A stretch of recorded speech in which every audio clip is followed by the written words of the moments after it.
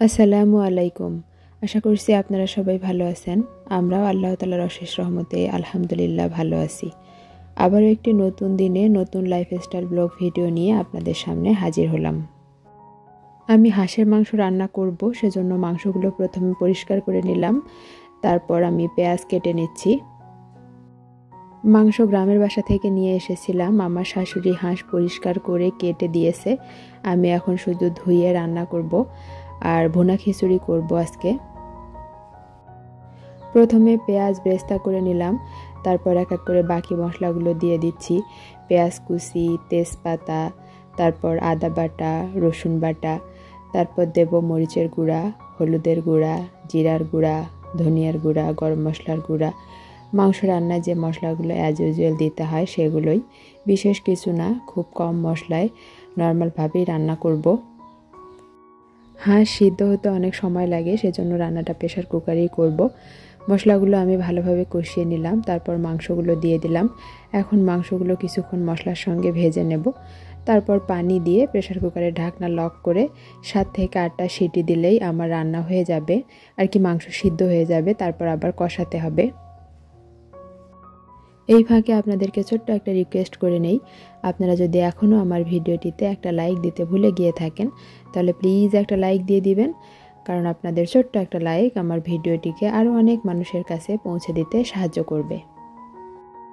Of ক্যামেরায় আমি রান্না শেষ করে ফেলেছি। আমার রান্নার ফাইনাল লুক এরকম। সার্ভিং ডিশে ঢেলে তারপর আপনাদের সঙ্গে শেয়ার করছি। কালারটা দুর্দান্ত এসেছে।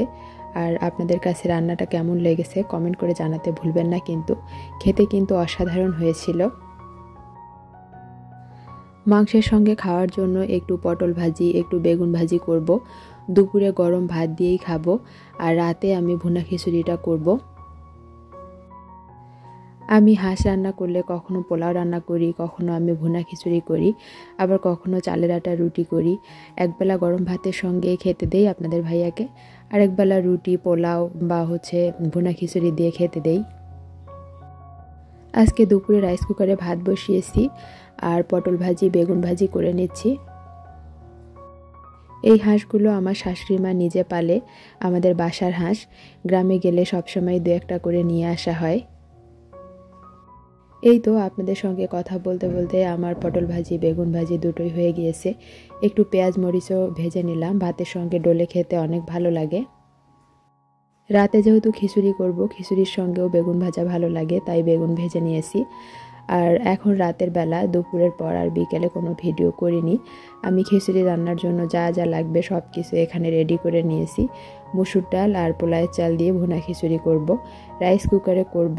সেজন্য এখানে প্রথমে আমি পেঁয়াজ বেরেস্তা করে নিলাম, তারপর সামান্য একটু আদা বাটা, রসুন বাটা, তারপর মরিচের গুঁড়া, হলুদের গুঁড়া, একটু লবণ আর কয়েকটা গরম মশলা। বেশি মশলা দেব না, খিচুড়িতে বেশি মশলা দিলে মশলাদার হয়ে যায়, তখন খেতে ভালো লাগে না। কোনো মশলার গুঁড়া দেইনি, শুধু আস্ত মশলা দিয়েছি, এতেই মশলার ফ্লেভার ছড়িয়ে যাবে। পরিমাণ মতো পানি দিয়ে দিলাম। পানিতে বলক চলে আসলে তারপর চালটা দিয়ে দেব। খুব ঝটপট আধা ঘন্টা 40 মিনিটের মধ্যে এই ভুনা খিচুড়ি রান্না করা যায় রাইস কুকারে। আমি প্রায় সময়ই করি হোটেলের মতো, একদম ঝরঝরে অল্প মশলায়। এই তো আমার খিচুড়ি হয়ে গিয়েছে, আমি সার্ভিং ডিশে ঢেলে নিচ্ছি। শুধু 2 জন খাবো, সেজন্য অল্প পরিমাণেই রান্না করেছি, রাতের বেলার যেহেতু খাবার। দুপুরে ভাতের সঙ্গে খাওয়ার পর এখনও অনেকটাই মাংস, তারপর পটল ভাজি, বেগুন ভাজি সব কিছুই আছে। এখন শুধু লেবু কেটে নিলাম, এগুলো দিয়েই রাতে জম্পেশ খাওয়া দাওয়া হবে। আপনাদের মধ্যে যারা আজকেই আমার চ্যানেলে প্রথম এসেছেন, আমার ভিডিওটির কোথাও কোনো অংশ আপনাদের যদি একটু ভালো লেগে যায় তাহলে প্লিজ আমার চ্যানেলটির পাশে থেকে যাবেন, আমার চ্যানেলটিকে সাবস্ক্রাইব করে দিবেন।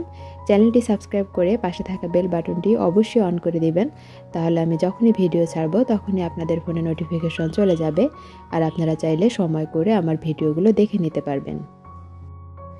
এই তো আমরা খেতে বসে গিয়েছি। লেবু, ভুনা খিচুড়ি, হাঁসের মাংস, বেগুন ভাজা, একসাথে অসাধারণ কম্বিনেশন।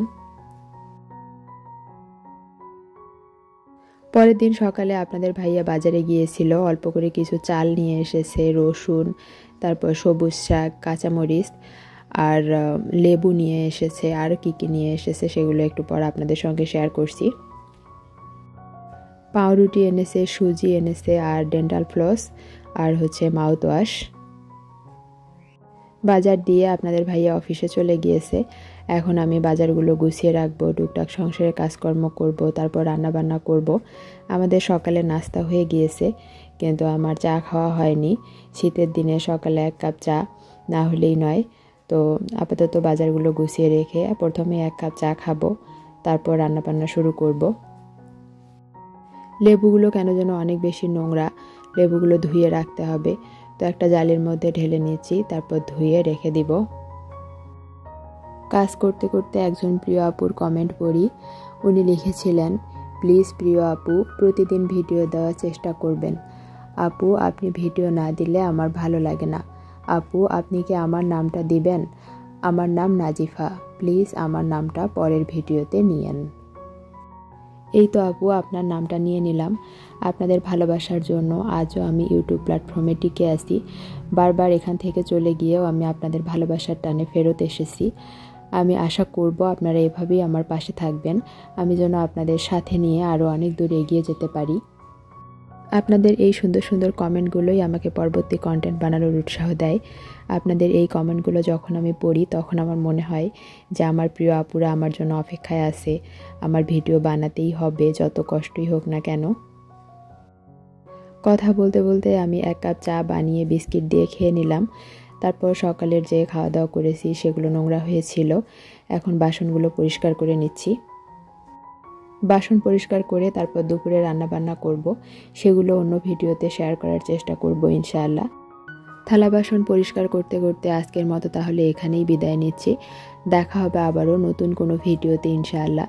সেই পর্যন্ত আপনারা সবাই ভালো থাকবেন, আমাদের জন্য দোয়া করবেন। আল্লাহ হাফিজ, আসসালামু আলাইকুম।